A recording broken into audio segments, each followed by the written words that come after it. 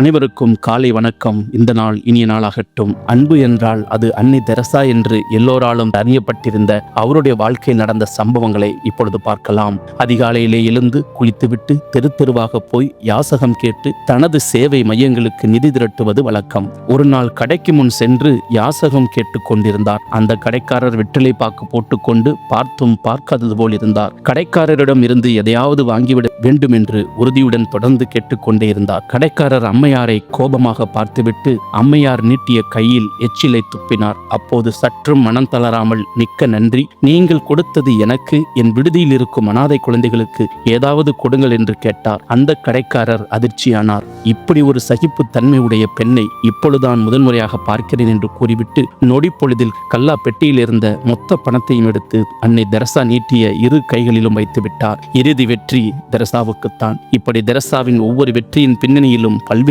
அவமானங்கள் இருந்தன.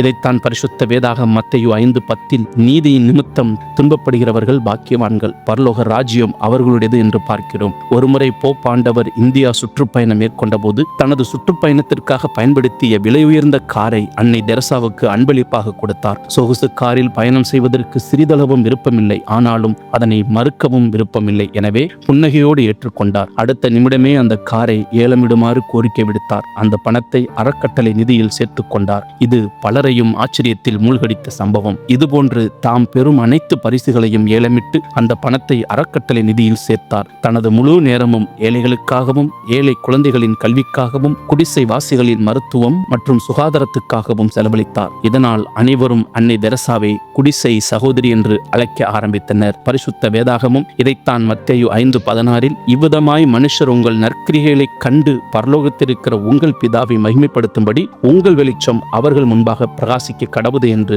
சொல்லப்பட்டிருக்கிறது. அப்படியாகவே வேத வசனத்திற்காகவே வாழ்ந்த அவர் தேவனுக்கு உண்மையாயிருந்து பரலோகம் சென்றடைந்தார். கர்த்தராகிய இயேசு கிறிஸ்துதாமே உங்களை ஆசீர்வதிப்பாராக. இந்த நாள் இனிய நாளாகட்டும்.